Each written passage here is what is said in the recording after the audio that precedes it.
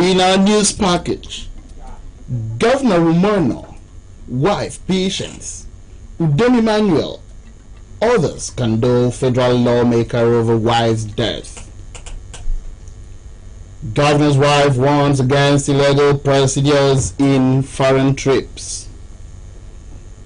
Dunn salutes creation of Ministry of Water Resources and Sanitation, says it is hope for rural communities.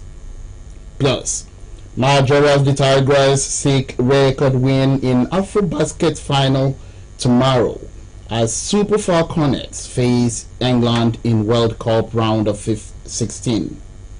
Details of these and other stories in a moment.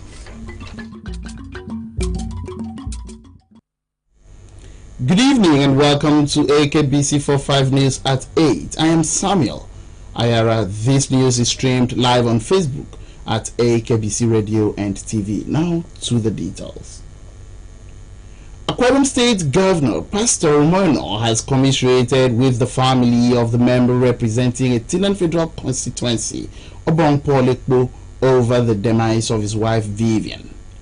Governor Umono, who attended the funeral of the deceased Vivian at Comprehensive Secondary School, Kaniman, a Tinan local government area, expressed the sympathies of the government and people of Akwa State to the bereaved family. Deputy Governor Senator Akoneyayi, former Governor Mr. Udom Emmanuel and wife Martha, as well as representative of the Senate President Godswill Akpabio, were present at the funeral. Details of this report will be brought to you in a subsequent bulletin. The wife of the Akwa State Governor, Pastor Patience Umono, has condoled with the member representing a Tinan Federal constituency in the Green Chambers of the National Assembly, Obong Paul Ekpo, on the demise of his wife, Deaconess Vivian Paul Ekpo. During a visit to the bereaved family in Uyo, Mrs. Umono described the late Vivian Paul Ekpo as a warm and gracious lady whose company would be greatly missed. That again will come to you in a subsequent bulletin. Akwa State citizens intending to leave the shores of Nigeria have been advised to desist from following illegal procedures as they pose risk to their lives. The governor's wife, Pastor Patience Umono, gave the advice yesterday during the commemoration of the 60th anniversary of Nigeria Immigration Service at Ibom Hall, Uyo. Enhancing seamless regular migration is the theme of the anniversary. The governor's wife, who was special guest of honor at the event, frowned at the Japa syndrome, which is a trend of migrating to other countries by all means, describing it as highly risky as it can result in jail terms, deaths, or organ trafficking. Mrs. Patience Eno thanked the NIS for putting the event together as it had succeeded in educating the public on the gains of traveling through appropriate means and routes in conformity with the immigration laws of the country they seek to leave or enter. This Japa syndrome, as it is called now, has resorted to Nigerians leaving the country in ways that put their lives at risk. It is in the light of the foregoing that I thank Nigeria Immigration Service for coming up with today's workshop to educate us on the gains of traveling with appropriate documentation, which is called valid travel document. Through appropriate means, which is mode of transportation. Through appropriate routes, which is regular routes or recognized border posts. Earlier, the Comptroller of Nigeria Immigration Service, Akwa State Command, Francis Andakat, said the workshop was intended to create awareness among the citizenry on the ills associated with illegal migration. She noted that the command is taking bold and loud steps to educate young Nigerians who want to seek greener pastures off the shores of the country on the need to make their travels a worthwhile experience. It is in view of the above that the service is taking a very bold and loud step to educate and emphasize Nigerians on but they need to make their travel worldwide by ensuring that they make use of regular routes as specified by the respective immigration laws of the country concerned. High point of the event was the cutting of the 60th anniversary cake by the governor's wife, flanked by the deputy governor, Dr. Akun Eyanyi, the controller of NIS, Akbc State Command, and other service chiefs. The creation of a Ministry of Water Resources and Sanitation by the Umano administration has received plaudits from some members of the public. The latest is from the lead person, Directorate of International Program, University of Uyo, Dr. Emmanuel Akbabio. Dr. Akbabio was speaking during a media briefing on improving access to water, sanitation and hygiene wash for women and vulnerable communities in Nigeria in partnership with IHE Delft Water and Development at the main campus of the University of Uyo. He said the creation will address the challenges faced by some communities to access clean and portable water and sanitation. Margaret Bassi reports. Dr. Emmanuel Akbabio said the WASH project team had visited Isotoyo and Masaba community in Eastern Obolo local government area and Biaberi Korudo in the local government area, where the communities are suffering from poor and contaminated source of drinking water, widespread open defecation, and restriction of women in their menstrual cycle and mothers of twins from accessing the only source of water in their communities.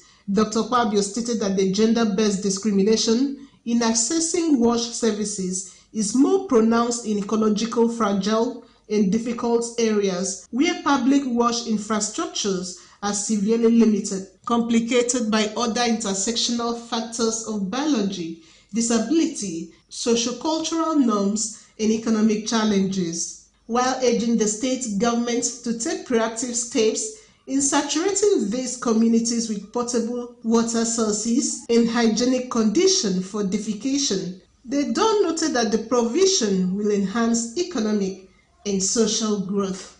What they do is they mobilize water to make sure they protect the common source of things they access.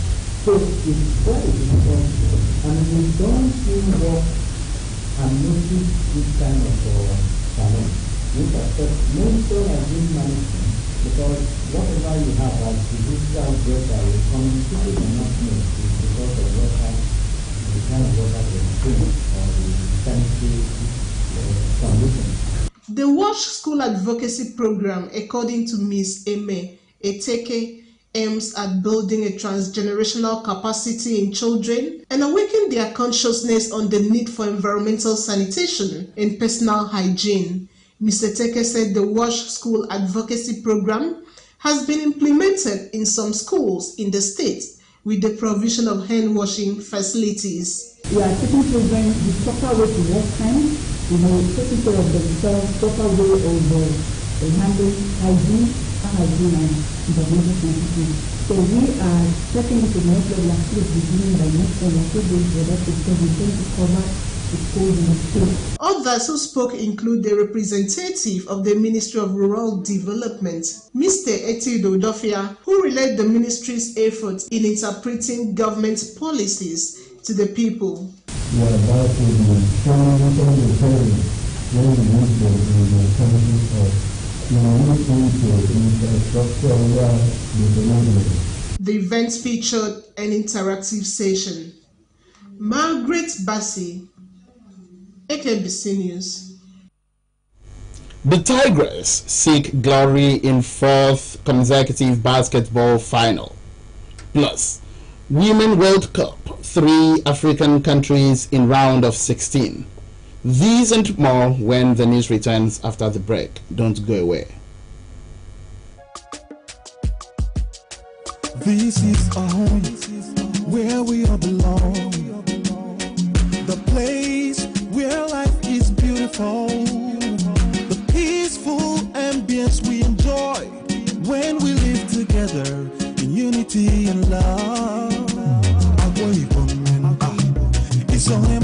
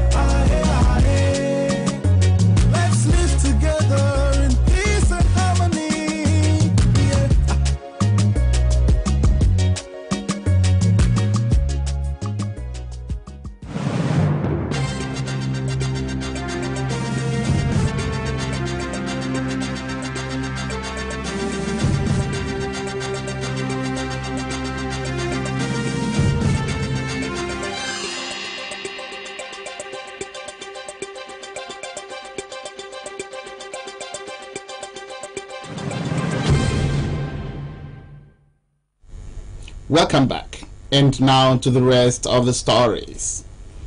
President Bola Tinubu has called on the people of Kogi West Senatorial District to maintain peace and unity ahead of the forthcoming gubernatorial elections in the state.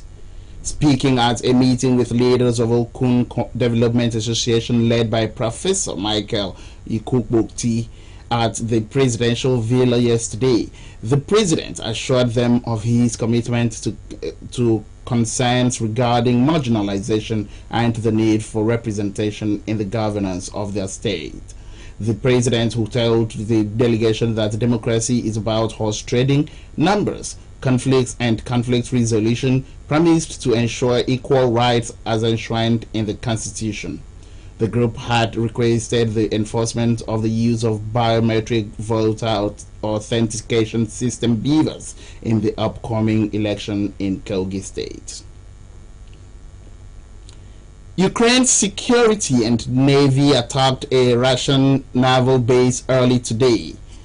Social media videos show a Russian warship being towed after Moscow claimed it had foiled a Ukrainian sea drone attack on the Black Sea base. According to leaders of Poland and Lithuania, Wagner mercenaries who have moved to Belarus may try to destabilize NATO's eastern flank. The Ukrainian military claims it has inflicted significant losses on Russian forces along the eastern front, preventing any advances.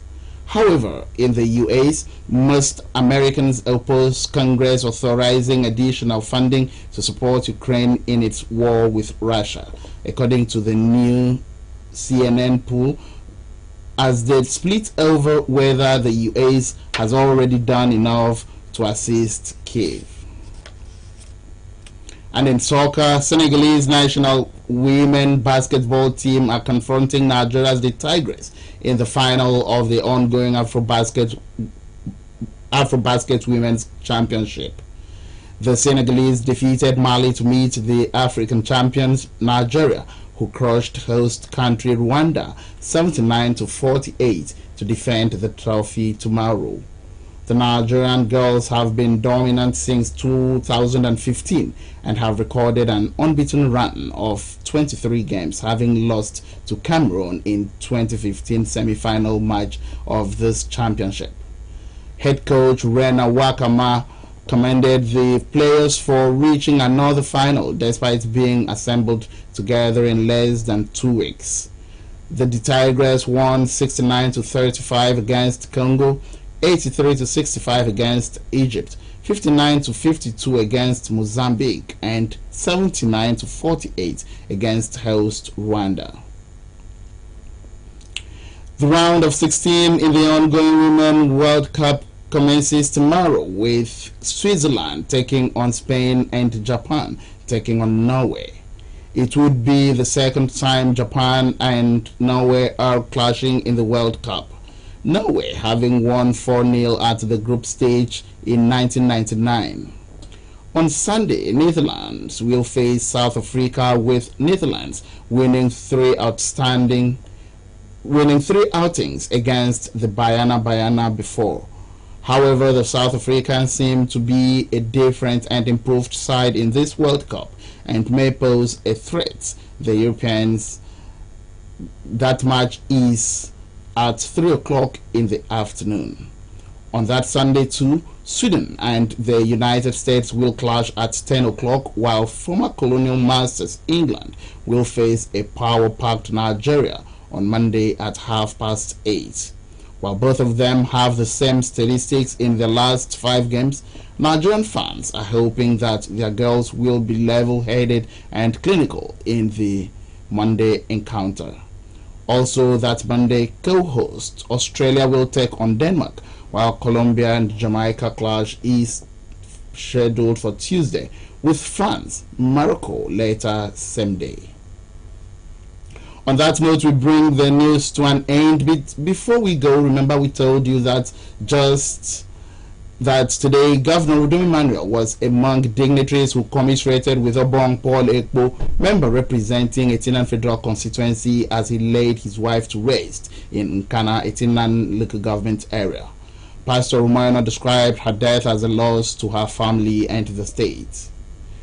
We also told you that, worried by the repeated cases of organ trafficking, death, and kidnapping of would-be travelers, the wife of the governor, Pastor Patience Eno, has warned against using illegal procedures to exit Nigeria to foreign lands.